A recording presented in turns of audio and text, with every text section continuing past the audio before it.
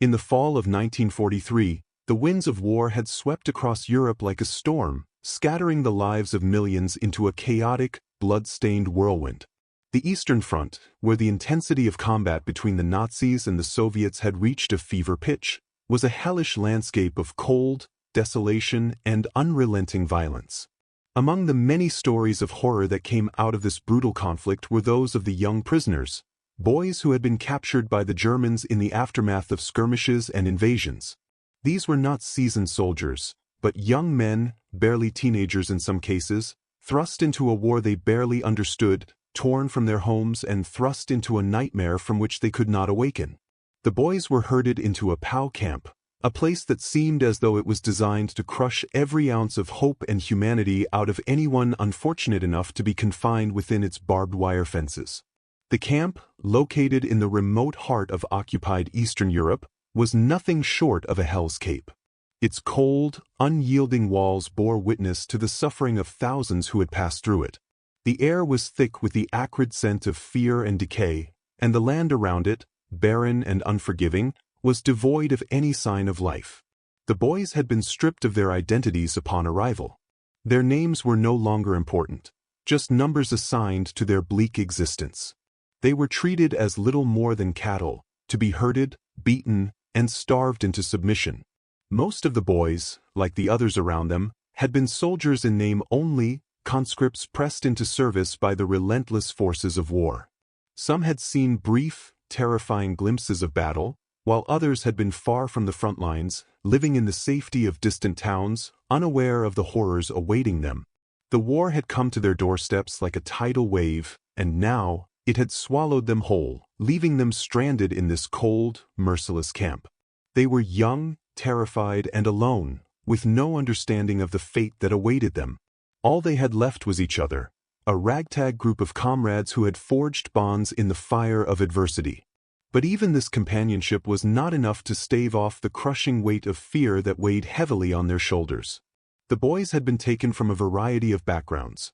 Farm boys from the vast, open plains of the Soviet Union, city dwellers from the crowded streets of Kiev, and even some from smaller villages that dotted the landscape like forgotten markers of a time before war had ravaged their homeland. Their lives, before the war, had been full of the simple joys of childhood, running through fields, playing by the riverbanks, and listening to the stories their mothers told them about a world far less brutal. But now, all of that seemed like a distant dream. Their innocence had been stripped away, leaving behind only a gnawing sense of hunger and a constant, suffocating dread. Each day was a battle for survival, a test of endurance as they were forced to live with the crushing knowledge that death could come at any moment. The guards, the cold, emotionless faces of the Third Reich, loomed over them like specters, watching their every move, waiting for any excuse to punish them. The boys huddled together in the cramped barracks, their bodies pressed against each other for warmth. The room was filled with the stench of sweat, filth, and unwashed clothes. It was a place where the very air seemed to be thick with despair. The sounds of the camp, the clattering of boots on gravel, the distant cries of men being beaten, and the sharp commands of the guards, became a constant, unrelenting backdrop to their lives. But amid this chaos, the boys found solace in small, fleeting moments. They shared whispered conversations late into the night, trying to keep their minds off the gnawing hunger in their bellies and the constant fear that clung to their every breath. It was during these hushed conversations that they spoke of their homes, of the families they had left behind, and of the world that seemed so far removed from the cold, hostile reality of the camp. They spoke of their mothers, of the warmth of their homes, and of the endless fields of grain that stretched as far as the eye could see. They held onto these memories as though they were lifelines, desperate not to let go of the fragments of their former lives. It was a way to keep their humanity intact, to remind themselves that there was more to their existence than just survival in this hellhole. But the brutal reality of their situation was never far behind. The boys had seen the guards kill prisoners for no reason other than to assert their dominance. They had witnessed men beaten to death in front of their eyes, their blood spilling across the dirt floor of the camp. They had heard the screams of those who had been dragged away, never to return. There were no guarantees here, only the harsh, cold reality of war. The boys had been told that they would be treated as prisoners of war, But the truth was that they were little more than expendable commodities, held captive by a regime that saw them as nothing more than tools to be used in its relentless pursuit of power. Every day they woke up, they did so with the knowledge that their lives were not their own. They were the property of the enemy. Yet, amid this overwhelming despair, there was a flicker of hope. It came in the form of an unexpected delivery, a shipment that arrived in the camp, a box of provisions sent from the distant shores of Britain. The prisoners were accustomed to receiving rations, but this was different. The contents of the shipment were mysterious, wrapped in unfamiliar packaging, and were unlike anything they had seen before. The prisoners had learned to be skeptical of anything that came from the outside world, especially from the British, who were viewed as the enemy. But something about this shipment was different. One morning, as the boys lined up for their daily ration of stale, moldy bread, a different kind of bread appeared. It was soft, pale, and fragrant, unlike anything they had ever tasted. The guards, too, were taken aback by the sight of it. The bread was foreign to them, a product of a country they had been taught to despise. And yet, there it was, in their hands, passed out to the prisoners with an unfamiliar sense of gentleness. The boys were confused at first. The bread was too soft, too light, and too warm to be real. It was a small miracle, something that seemed too good to be true. But the boys accepted it, unsure of what else to do.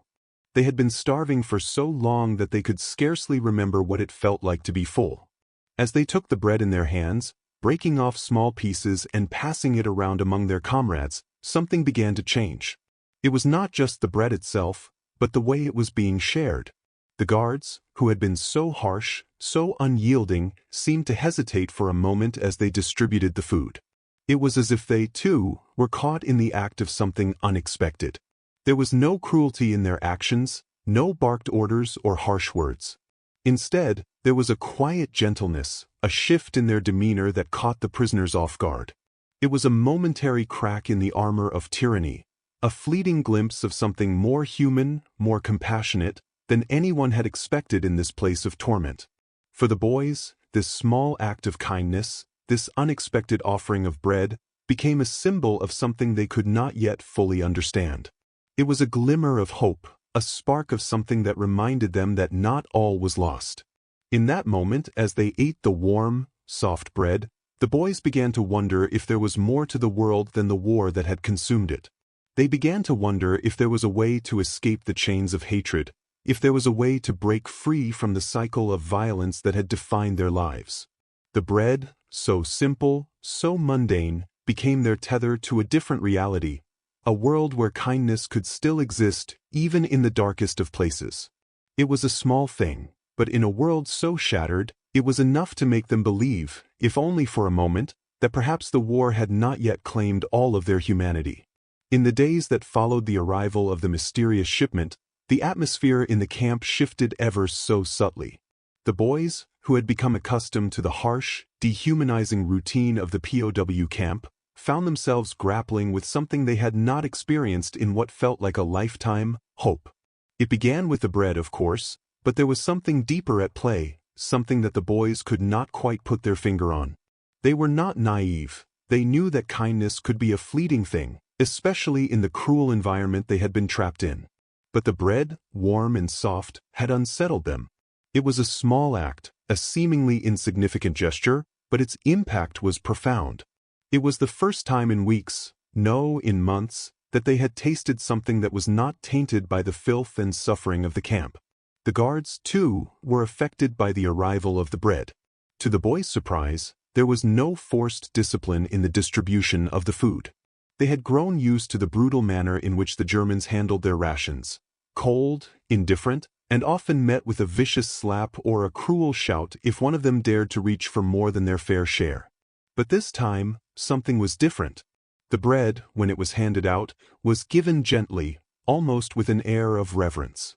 The guards, usually stone-faced and harsh, seemed to momentarily soften as they placed the loaf of bread into the hands of each boy. There were no commands barked, no fists raised in warning. It was as if, for just a fleeting moment, the brutality of the camp had been replaced by something resembling compassion. The boys were unsure of what to make of it. The camp was still the same place, still the same hell. The barbed wire fences still stretched endlessly, marking the boundaries of their confinement. The sound of boots marching on gravel still echoed through the camp.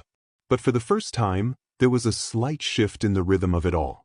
They had never known what it was like to feel cared for, to feel that someone, anyone, cared about their well-being. But now, in the presence of this simple, soft bread, they began to wonder. Could there really be kindness in the world beyond the cruelty they had endured? Or was it just an illusion, a fleeting moment of humanity in the midst of a war that seemed determined to strip them of everything they held dear? As the days passed, the bread became a symbol in the boys' minds. It was more than just sustenance. It was a lifeline. It was an anchor in the midst of a storm. It was the first sign of something resembling humanity, something that went beyond survival, beyond the daily struggle for food, warmth, and shelter. The boys began to look forward to each day's ration, not because they were hungry, although they were, but because it represented something more than mere nourishment. It represented a break in the monotony of suffering.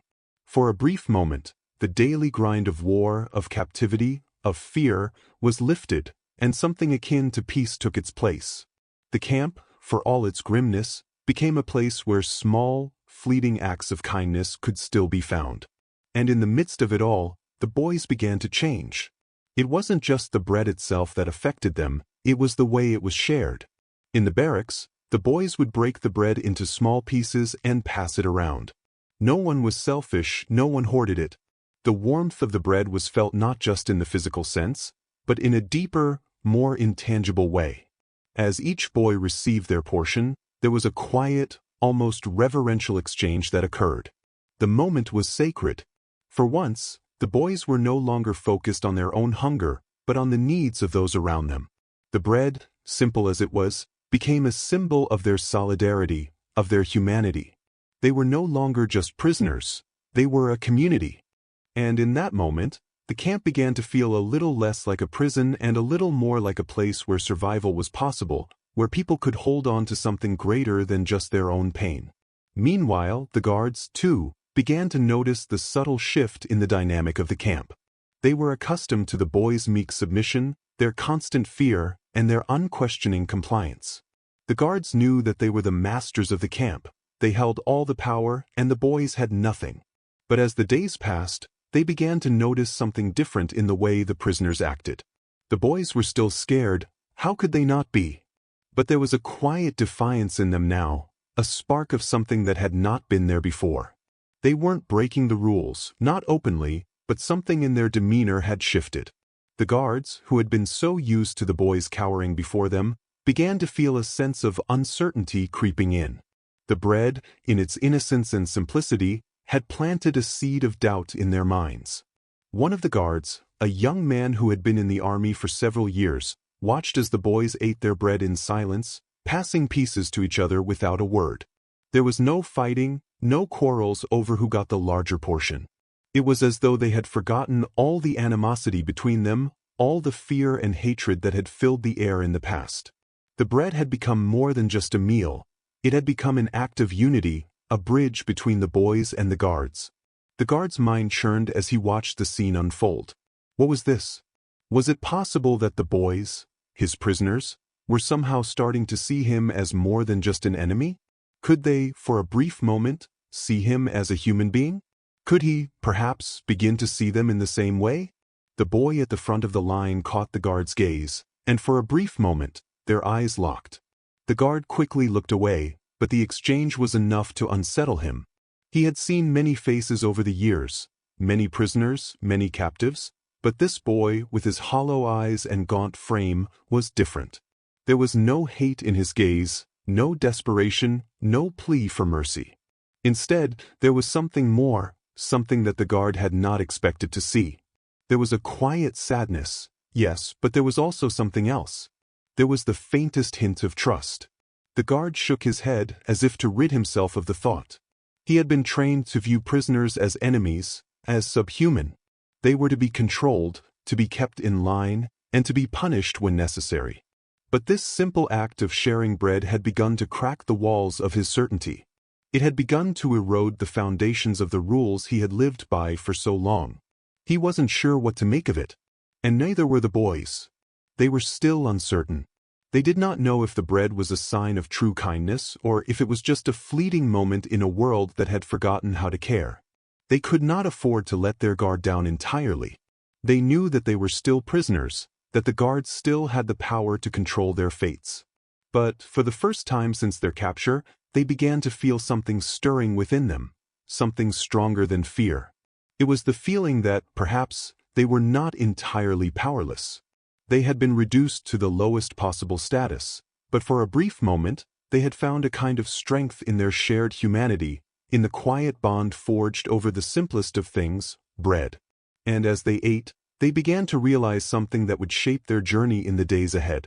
Kindness, even when given by the enemy, could have the power to change everything. In the weeks that followed the arrival of the British bread, a strange transformation began to take hold within the POW camp. It was subtle at first, an invisible shift that no one could quite explain, but everyone could feel. The young prisoners, who had once shuffled through the days in a state of resigned survival, now found themselves in a precarious, delicate state of hope.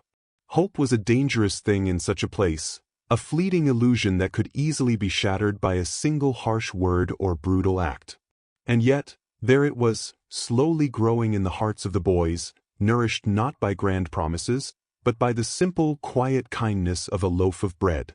It was as if the bread had unlocked something deep within them, a spark of life, a flicker of strength, and perhaps even something as dangerous as defiance. The guards, too, were affected, though they were far less aware of it. Their mission was clear: keep the prisoners in line, suppress any acts of rebellion, and maintain control at all costs. Yet as they went about their duties, there was an unsettling change in their demeanor. They no longer seemed as sure of themselves as before. Where once there was unshakable authority, there now seemed to be moments of hesitation. It was not that the prisoners had rebelled, far from it. The boys were still meek, still scared, but something had shifted beneath the surface. The bread had done something no amount of forced obedience could have achieved. It had cracked open a small window of humanity, not just within the prisoners, but within the hearts of the men who guarded them. At night, when the camp fell into an uneasy silence, the boys gathered together in the darkness of their barracks. There, in the cold shadows, they spoke in hushed voices, not of escape or insurrection, but of what the bread meant to them. It was an unlikely symbol, but it had become just that, an unexpected representation of something they could no longer deny. It was the first thing that had come to them in their time in the camp that didn't come with strings attached, that didn't carry the shadow of fear with it. The bread had been given to them without threat, without an exchange of cruelty. And as they shared it among themselves, breaking it into pieces, they began to recognize that perhaps there was something greater happening here, something they had almost forgotten existed: humanity. They spoke less of the pain they were in, less of the bitterness that had once consumed them, and more of the simple kindness they had been shown. And with each passing day, the bread became more than just a foodstuff. It became a touchstone for them, something they could hold on to when the darkness of the camp threatened to consume them. The guards, too, became part of this quiet transformation. Their presence had always been a source of tension, a constant reminder of the power imbalance that defined the camp. But now, their actions seemed less like commands and more like attempts at maintaining some kind of order amidst the chaos. The boys no longer saw them as faceless oppressors, but as individuals, flawed and vulnerable in their own ways. And the bread, in all its simplicity, had made this possible. There were moments, brief moments, when the line between the captor and the captive seemed to blur. The boys noticed that when the bread was distributed, the guards no longer stood with arms crossed, their faces hard as stone. Instead, some of them seemed to linger, their gazes softer, more introspective. The boys were unsure of what it meant, but they could feel it. A shift, almost imperceptible but undeniable. It wasn't just the bread that had done this. It was the realization that there were other ways to be in this world. The guards had been raised on a steady diet of propaganda, taught that they were the masters of a great empire, that they had the power to dictate life and death. And yet, in this small, war-torn camp, the soldiers began to see that their power, their control, was not absolute. There were cracks, tiny ones, in the armor of their authority. It wasn't rebellion that had caused this. No, it was something far quieter, far more insidious. It was the recognition of each other as human beings, something that no amount of propaganda or conditioning could extinguish. The boys, for their part, began to change as well. They were still prisoners, still subject to the whims of the guards, but the bread had given them something they hadn't had before, a sense of agency. It was not a grand gesture, nor a call to arms, but a small, quiet rebellion against the forces that had sought to strip them of everything that made them who they were.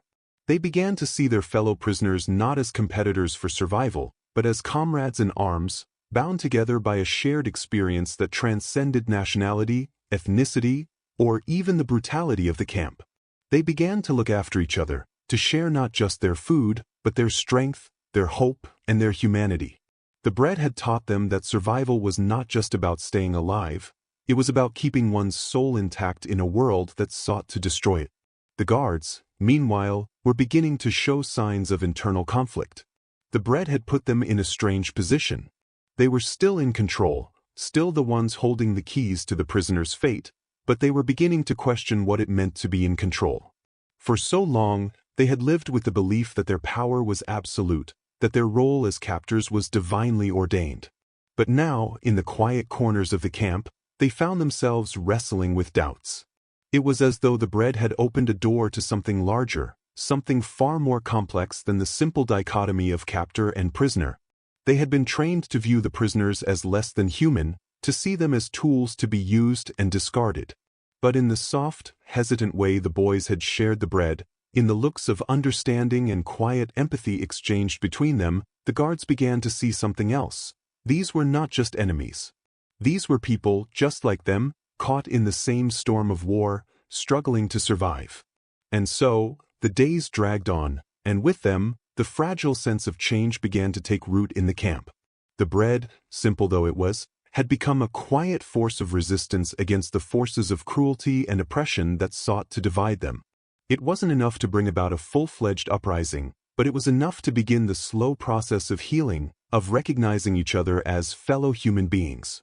It was a slow burn, a change that could not be measured in the stark terms of war, but rather in the subtle shifts in the way the boys treated each other, in the way the guards began to falter in their duties.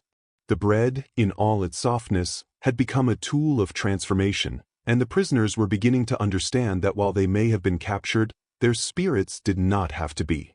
They were not yet free, but they had begun to reclaim a part of themselves that the war had not yet taken. And for the first time in a long while, they began to believe that perhaps they could hold onto that part of themselves, no matter what the future held. The bread had done something they had thought impossible. It had reminded them of their humanity. And that, in the end, was something no prison could ever take away. The boys would not forget the warmth of that first loaf, or the gentleness with which it had been passed between them. It was a reminder that even in the darkest of places, the smallest acts of kindness could still illuminate the path forward. They had learned, through this unexpected gift, that survival was not just about the body, it was about the soul, about preserving the parts of oneself that the world could not destroy. And so, the bread became a symbol of something far greater than survival. It became a symbol of hope, of the enduring power of human connection, and of the quiet but unshakable strength that could be found even in the most brutal of circumstances. The days in the camp grew longer, but there was an unmistakable change in the air. The prisoners, once consumed by the crushing monotony of survival, now found themselves living in a space that was, in some strange way, filled with more than just the threat of violence and despair. There was still fear, of course, fear of the guards, fear of the random cruelty that could come at any moment, but something had shifted, something intangible but powerful. The bread, that small, unexpected gift, had done more than provide temporary relief. It had ignited a subtle, almost imperceptible spark in the hearts of the boys, a sense of resilience they hadn't known they possessed. They were not yet free, far from it, but they were beginning to experience something they hadn't felt in a long time, the capacity to feel human again. It was not just about the bread anymore. The bread had, in a sense, served as a catalyst, a trigger that released a wave of unspoken changes within the camp. The young prisoners, whose lives had been reduced to a brutal routine of hunger, fear, and punishment, now found themselves grappling with something different. They began to share more than food. They shared small, quiet moments of camaraderie. They began to see each other in a new light. Gone were the sharp edges of competition for survival. The bread had taken away the desperation that often turned comrades into enemies. Now, there was a solidarity, a quiet understanding that they were all bound by the same fate, trapped within the same barbed wire prison. They had been reduced to this, but they were still together. And together they could survive, perhaps even thrive, at least in spirit. But it wasn't just the prisoners who were changing. The guards, too, began to notice the subtle shift in the atmosphere of the camp. Where once there was a stark, unyielding tension between the two groups, guards and prisoners, there was now a strange kind of silence.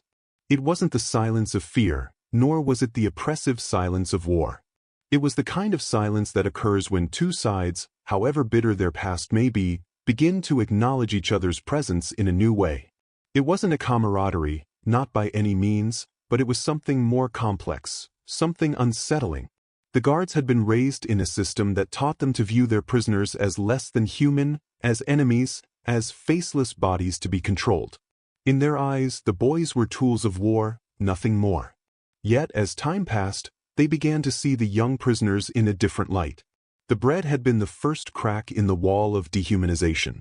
It was a small gesture, but it carried with it the weight of something far more profound. The boys had shared it without fighting, without selfishness, and without malice. In their hands, the bread had become a symbol not just of survival, but of something beyond it. It was an act of kindness in a place where such acts had seemed impossible. The guards couldn't quite understand what was happening. They had been trained to uphold order, to dominate, to force their will upon the prisoners. But now, as they watched the boys break bread together, they began to question the very nature of their role in this war. Were they simply tools of their government, enforcing a brutal order? Or was there something more?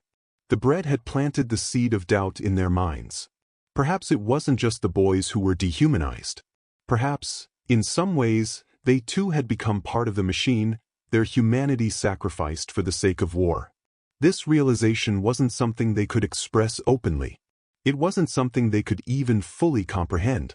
But it was there, buried beneath the surface, slowly beginning to change the way they interacted with the prisoners. At first, the changes were small and barely noticeable. A guard would pause for a second longer than usual when passing a prisoner. A nod, barely perceptible, would be exchanged between one of the boys and a guard who had once ignored him completely. The guards, once so quick to bark orders and impose their authority, now seemed to hesitate, as though unsure of how to respond to the boys' newfound dignity. It wasn't that they had stopped being soldiers, nor had they abandoned their roles as captors. But there was a shift, something so subtle it could almost be ignored if you weren't paying attention. The dynamic between captor and captive, which had once been so rigid, so clear-cut, was beginning to blur. The boys, for their part, were becoming more aware of this change, though they could not fully comprehend it. They had always known their lives were in the hands of the guards. They had learned to keep their heads down, to avoid attracting attention, to submit to the unspoken rules of the camp. But the bread had allowed them to glimpse something different. It had shown them that, despite their captivity, they were still human, capable of dignity, capable of kindness. And this small but significant shift began to ripple through the camp, like the first faint tremor before an earthquake. The boys began to act with more purpose, more self-respect. They no longer saw themselves as mere animals in a cage, waiting to be fed scraps. They saw themselves as individuals, bound by a common experience, but still capable of asserting their humanity in small, quiet ways. As the weeks passed, these small changes began to accumulate. The boys, who had once huddled together in the cold, fearful of attracting attention, now stood a little taller. They spoke to each other with more confidence, more assurance. They shared stories of their homes, of their families, of the lives they had left behind, and in doing so, they began to reconnect with the part of themselves that had been almost entirely erased by the brutal machinery of war. They were still prisoners, still trapped in a place of suffering, but they were no longer entirely consumed by it. The bread had reminded them that, despite the pain and the hunger, There was still something worth holding on to, their humanity. And the guards, for all their uncertainty, could not help but notice this shift. It was impossible not to. The boys were still prisoners, still under their control, but there was a quiet resistance in the way they carried themselves now. It wasn't the kind of resistance that called for open rebellion. It was more subtle than that, more insidious. It was the kind of resistance that refused to be crushed. It was the kind of resistance that said, "We are still here, still human, still alive in ways that you cannot touch." And that, in itself, was something the guards could not ignore. One morning, as the boys lined up for their daily ration, the guards stood a little farther away than usual, watching with an unfamiliar wariness. There was no confrontation, no command to hurry, no sharp rebuke. The boys took their bread, broke it into pieces, and shared it without a word. The guards, though they said nothing, seemed to acknowledge the quiet dignity of the moment. They were no longer just the oppressors, and the boys were no longer just the oppressed. The bread had bridged the gap between them in a way that no amount of power or violence could. It had shifted the foundation of the camp, however subtly. In the days that followed, the tension that had once been palpable in the camp seemed to dissipate, replaced by something far more unsettling, a kind of uneasy peace. The boys still woke up each day to the same reality, still endured the same hunger and cold, still feared the guards. But something had changed. There was no longer just the crushing weight of oppression. There was now the quiet understanding that something had been altered, even if they couldn't quite grasp what it was. The guards, too, felt this shift, though they were reluctant to acknowledge it. They were still soldiers, still doing their duty, but they had begun to question the nature of that duty. They had been trained to see the prisoners as less than human, as a necessary evil in a war they were too deeply invested in to question. But now, in the quiet moments, they found themselves wondering, if the prisoners could find the strength to share bread with each other, could they find it within themselves to share something else? A shred of understanding, a glimmer of compassion? The camp, once a place of despair and cruelty, had become something else entirely, something far harder to define. The bread, which had been a simple act of kindness, had become a symbol of resistance in its quietest form. It was not a weapon. It was not a rallying cry for rebellion. It was far more subtle than that. It was a reminder that even in the darkest of places, in the harshest of circumstances, there was still the possibility of humanity. And as the days passed, the boys and the guards began to live in the uneasy tension of that truth, unable to fully ignore it, but unwilling to confront it directly. The bread had changed everything, but not in the ways anyone could have anticipated. As the weeks bled into months, the once rigid boundaries between the prisoners and their captors began to crumble in ways that were both imperceptible and deeply unsettling. The boys, though still imprisoned, no longer carried the same weight of resignation that had marked their earliest days in the camp. They still feared the guards, still endured the same punishing routine, but they no longer cowered in the same way. The bread, the simple, warm gift from Britain, had served as more than just a temporary reprieve from hunger. It had ignited something within the boys, something that was not so easily extinguished by the forces of cruelty that sought to break them. The bread had nourished them in ways that went far beyond physical sustenance. It had reminded them that they were still human, still capable of kindness, still capable of defiance, no matter how quiet or subtle that defiance might be. And in turn, the guards, those once distant figures of power, began to show signs of confusion, even disillusionment. They had been trained to dominate, to control, to break the spirits of those they held captive. But as the boys became more resilient, more self-assured in their quiet rebellion, the guards found themselves unsure of their own roles in the camp. It was a slow process, almost imperceptible at first. At first, the guards stood firm in their authority, pushing the boys through the same brutal routines they had always adhered to. But gradually, even they began to notice the change in the air. There was something different in the way the boys held themselves, in the way they exchanged looks of understanding and solidarity, in the way they shared the bread without a hint of selfishness. The bond between them, forged in the fires of suffering, had become something that not even the harshest of guards could easily sever. And the guards could not help but feel the weight of their own complicity in this system, A system that had been built to strip these young men of their dignity.